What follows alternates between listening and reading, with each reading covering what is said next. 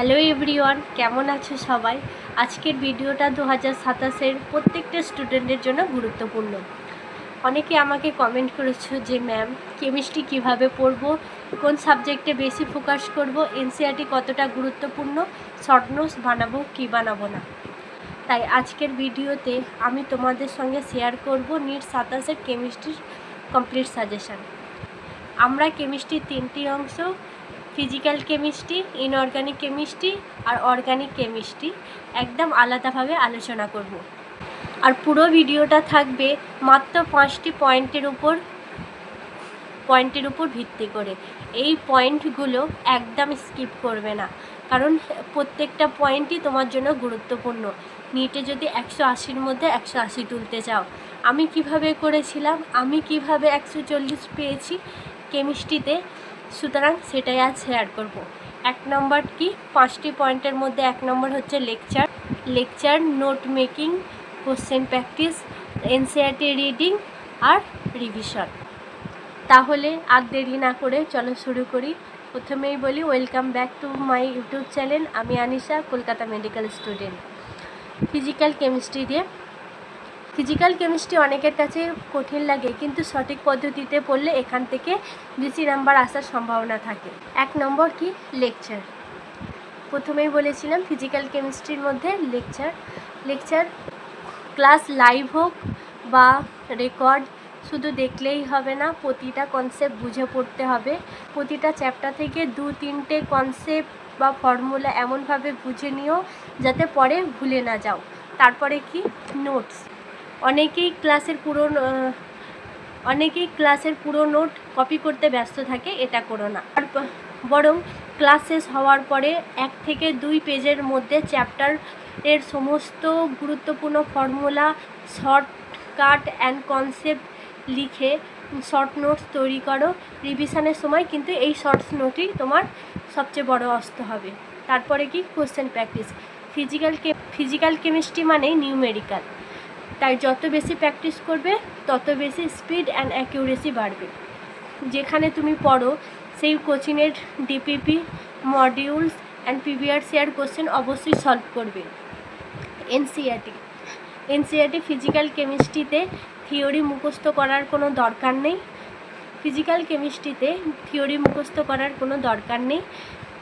কিন্তু NCERT example, back exercise solve করবে। অনেক প্রশ্ন সেখান থেকেই আসে। তাহলে এনসিইআরটি ফিজিক্যাল কেমিস্ট্রিতে পুরো থিওরি মুখস্থ করার দরকার নয়, কিন্তু এনসিইআরটির এক্সাম্পল, ব্যাক এক্সারসাইজ অবশ্যই সলভ করবে। অনেক প্রশ্নও সেখান থেকে আসে। এবার আসি ইনঅর্গানিক কেমিস্ট্রির স্ট্র্যাটেজি।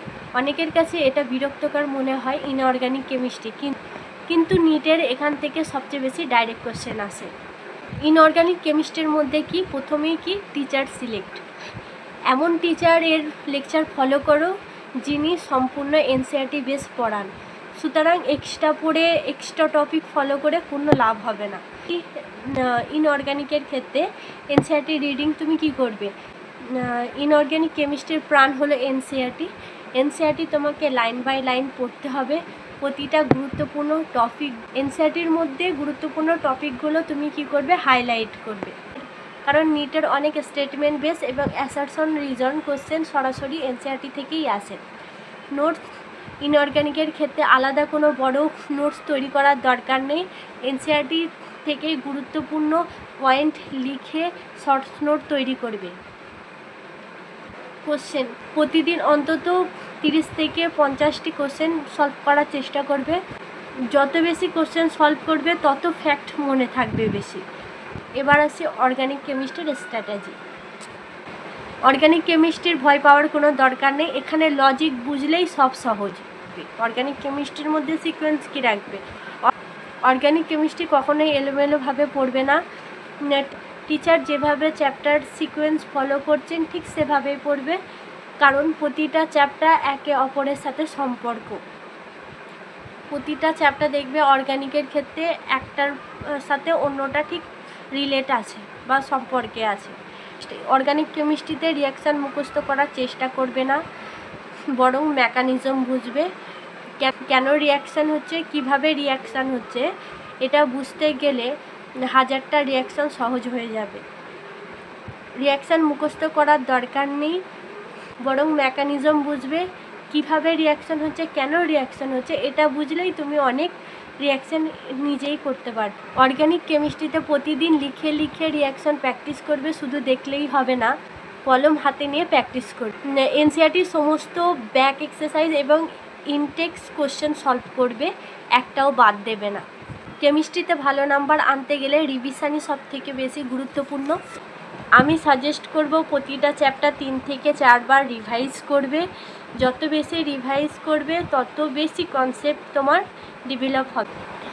পুরো ভিডিওটা একবার ছোট করে রিক্যাপ করে নিই যাতে তোমাদের বুঝতে সুবিধা হয়। এবং আমার নিট জার্নির ক্ষেত্রে আমি কীভাবে 70 থেকে 140 তুলেছিলাম তা আজ এই ভিডিওর মাধ্যমে প্রকাশ করছি।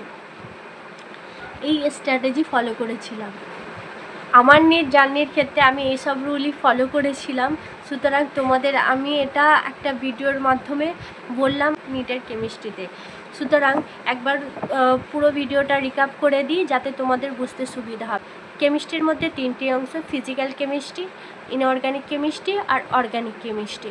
ফিজিক্যাল কেমিস্ট্রির ক্ষেত্রে কি করবে, কনসেপ্ট বোঝো, ফর্মুলা মুখস্থ করো, নিউমেরিক্যাল প্র্যাকটিস করো, শর্ট নোটস বানাও।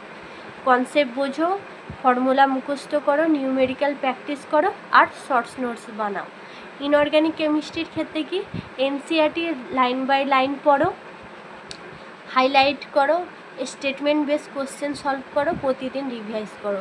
তাহলে এনসিইআরটি লাইন বাই লাইন পড়ো, গুরুত্বপূর্ণ টপিকগুলো হাইলাইট করো, তারপর স্টেটমেন্ট বেস কোশ্চেন সলভ করো আর প্রতিদিন রিভাইজ করো। আর অর্গানিকের ক্ষেত্রে কি করবে, সিকোয়েন্স ফলো করবে, মেকানিজম মুখস্থ করবে না, রিয়াকশানগুলো বারবার প্র্যাকটিস করবে, এনসিইআরটির ব্যাক এক্সারসাইজগুলো সলভ করবে। আশা করি আজকের কমপ্লিট কেমিস্ট্রির স্ট্র্যাটেজি তোমাদের সাহায্য করবে। যদি ভিডিওটি ভালো লেগে থাকে তাহলে চ্যানেলটিকে লাইক করো, নতুন হয়ে থাকলে চ্যানেলটিকে সাবস্ক্রাইব করো, পাশের বেল আইকনটি প্রেস করো যাতে নিট 27-এর গুরুত্বপূর্ণ ভিডিওগুলো সবার আগে তোমার কাছে পৌঁছে যেতে পারে। আর যদি কোনো ডাউট থাকে তাহলে কমেন্টে অবশ্যই জানাবে। আমি কমেন্ট পড়ি এবং উত্তর দেওয়ার চেষ্টা করি।